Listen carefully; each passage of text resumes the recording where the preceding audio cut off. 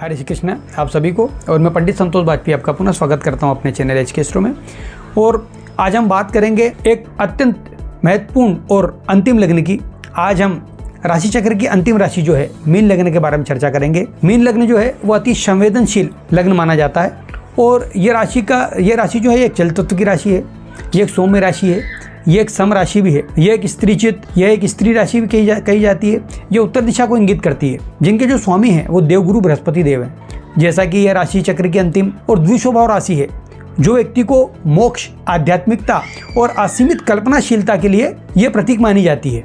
Mean लग्न के जातकों का जो व्यक्तित्व होगा वो सौम्य और आकर्षक होता है। यह बहुत ही अच्छे और आपको मधुर दिखेंगे। इनका जो चेहरा रहेगा आमतौर पर गोल, एक्चुअल क्योंकि चंद्र से संबंधित इनका लग्न है इसलिए गोल और भरा हुआ होता है। इनकी सबसे बड़ी विशेषता इनकी आंखें होती हैं जो सुंदर और स्वप्निल होती हैं, जिनमें गहराई और करुणा आपको सदैव झलकती हुई दिखाई देगी। इनका कद अक्सर जो रहेगा मध्यम और थोड़ा छोटा कद होता है। शरीर इनका कोमल रहेगा परंतु मांसल लिए होता है। उम्र जैसे बढ़ती जाएगी वैसे इनका वजन भी बढ़ने की इनकी प्रवृत्ति रहती है। इनकी चाल धीमी रहेगी परंतु लयबद्ध तरीके से ये चलते हैं कि आपको उसमें एक शालीनता दिखेगी। ये स्वभाव से शांति प्रिय होते हैं और दूसरों से विवाद करना इनको पसंद नहीं होता है और दूसरों के विवादों से ये दूर ही रहना पसंद करते हैं। ये एक सच्चे मित्र हैं और भरोसेमंद साथी भी साबित होते हैं। आप इनसे अगर मित्रता रखेंगे तो ये बहुत अच्छे तरीके से आपसे मित्रता को निभाते हैं। इनका जो स्वभाव रहेगा वो देवगुरु बृहस्पति देव के प्रभाव से और जल तत्व के कारण अत्यंत संवेदनशील और उदार होता है। ये इतने उदार प्रवृत्ति के होंगे कि यह अपना दूसरों को देने में जरा भी नहीं हिचकते और देने के बाद में प्रसन्न भी होते रहते हैं। इन लोगों की एक ये विशेषता ये रहती है कि ये आध्यात्मिक और भावुक भी होंगे। अच्छा, ये दूसरों के प्रति इतने दयालु और सहानुभूति रखने वाले होते हैं कि ये सदा दूसरों के दुखों को अपना समझकर उनकी मदद के लिए सदैव तत्पर रहेंगे और अपनी क्षमता से अधिक सहायता करेंगे। अगर किसी ने आकर के इनसे कोई समस्या बताई तो ये उसको अपनी समस्या समझकर कि जब तक उसका निदान नहीं मिलेगा तब तक ये तड़पते रहते हैं। उसको कैसे भी करके मैं उसकी सहायता कर दूँ, इस टाइप का इनका नेचर रहेगा। अच्छा, यह अंतिम और मोक्ष की राशि है और इसके जो स्वामी वो देवगुरु बृहस्पति हैं, जिससे इनकी कल्पनाशीलता जो होती है वो दूसरों की अपेक्षा बहुत अधिक रहेगी और सदा विचारों की दुनिया में रहना पसंद करते हैं। इन्हें रचनात्मक, कलात्मक और इसी प्रकार की बौद्धिक जो क्षमता होती है वो बहुत प्रबल होती है। ये इसी के कारण बहुत आध्यात्मिक भी होंगे। मीन लग्न के लोग जो होते हैं स्वाभाविक रूप से धार्मिक और दार्शनिक होंगे। जीवन में गूढ़ रहस्यों को जानने में इनकी गहरी रुचि होती है। इनकी जो क्षमता रहेगी यह परिस्थितियों के अनुसार खुद को ढाल लेते हैं। जैसी परिस्थिति मिली उसको उस प्रकार से वो ढाल लेंगे, क्योंकि इनका जो लग्न है वो मीन लग्न है। लेकिन द्विस्वभाव राशि होने के कारण कभी कभी निर्णय लेने में दुविधा इनको जरूर होती है। इसके शिकार हो जाते हैं, क्या करें क्या ना करें, ऐसा करें कि वैसा करें, इस समस्या इनको दिक्कत आती है।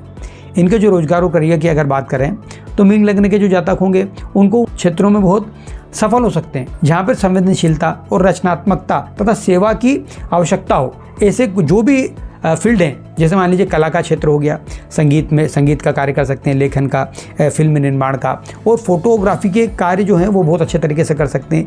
ये ऐसी सेवाओं में भी काम कर सकते हैं, जैसे चिकित्सा के फील्ड में चले गए, डॉक्टर बन गए, नर्स हो सकते हैं, परामर्श, ये काउंसलर बहुत अच्छे हो सकते हैं। अच्छा, ये आध्यात्मिक गुरु बहुत अच्छे ज्योतिष भी हो सकते हैं। जली पदार्थों का या तरल पदार्थों का कार्य बहुत अच्छे तरीके से करते हैं क्योंकि जल तत्वों के कारक हैं भगवान। समुद्री उत्पादन का काम कर सकते हैं, औषधियों का काम कर सकते हैं, फार्मास्यूटिकल्स का, सुगंधित द्रव्य यानी परफ्यूम सेंट का काम भी बहुत अच्छे से कर सकते हैं। आयात निर्यात, फॉरेन एक्सचेंज, फॉरेन ट्रेड का काम भी बहुत अच्छे तरीके से ये कर सकते हैं। चूँकि देवगुरु बृहस्पति ज्ञान के भी कारक हैं इसलिए ये शिक्षण क्षेत्र में कार्य कर सकते हैं। शिक्षण कोई इंस्टीट्यूशन का कार्य कर सकते हैं, संपादन का कार्य भी कर सकते हैं। इन कार्यों में बहुत अच्छे ये निपुण हो सकते हैं।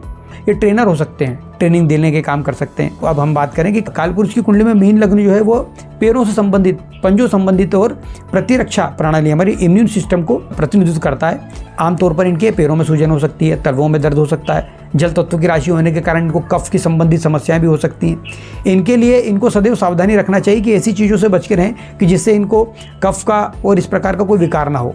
बृहस्पति देव स्वामी होने के कारण इनको क्या होता है, और लीवर जो होता है उससे संबंधित, पाचन संबंधित विकार भी हो सकते हैं। इससे बचने के लिए इनको पर्याप्त मात्रा में इनको नींद लेना चाहिए और पैरों की मालिश करना चाहिए, जिससे इनको बहुत आरामदायक महसूस होगा और इनको संतुलित जल का जो है वह इस्तेमाल करना चाहिए। बृहस्पति देव जो हैं वो इनके लग्नेश हैं, चंद्रदेव पंचमेश होते हैं और मंगल देव जो हैं इनके भाग्येश होते हैं। तीनों ग्रह इनके लिए बहुत लाभकारी हैं और ये तीनों इनके मित्र भी हैं। इनके लिए शनि महाराज जो हैं वो और शुक्रदेव मध्यम है, या शत्रुवत का व्यवहार भी कर सकते हैं। बुध जो है वो इनके केंद्र के स्वामित्व पर हैं, परंतु ये मारक प्रभाव दे सकते हैं क्योंकि इनकी मित्रता नहीं होती। सप्तम भाव के भी स्वामी यही बनते हैं। मीन लग्न के जो जातक है उनको पीला रंग का धारण कर सकते हैं, सफ़ेद रंग धारण कर सकते हैं, हल्का लाल रंग भी ये धारण कर सकते हैं। ऐसे कपड़े इनको पहनना चाहिए। परंतु एक अच्छे ज्योतिष को, एक अच्छे विश्लेषक को अपनी कुंडली दिखाने के बाद में आप पुखराज धारण कर सकते हैं। मोती और मूंगा भी आप पत्रिका को दिखवाने के बाद में धारण कर सकते हैं। हमने जो आज मीन लग्न के बारे में बस जो आज बात की है, आज मीन लग्न वालों के लिए बस इतना ही। फिर पुनः हम किसी और नए विषय में लेकर के आएंगे और फिर भेंट करेंगे। आप ये भी बता सकते हैं, कमेंट के द्वारा बता सकते हैं हम किस विषय में आपके लिए और जो है वीडियो बनाएं, और हमें प्रेरित करें। शेयर और सब्सक्राइब प्लीज़ करें, और पुनः फिर हमारी भेंट होगी आप सभी से। जय श्री राधे कृष्ण, हरे कृष्ण।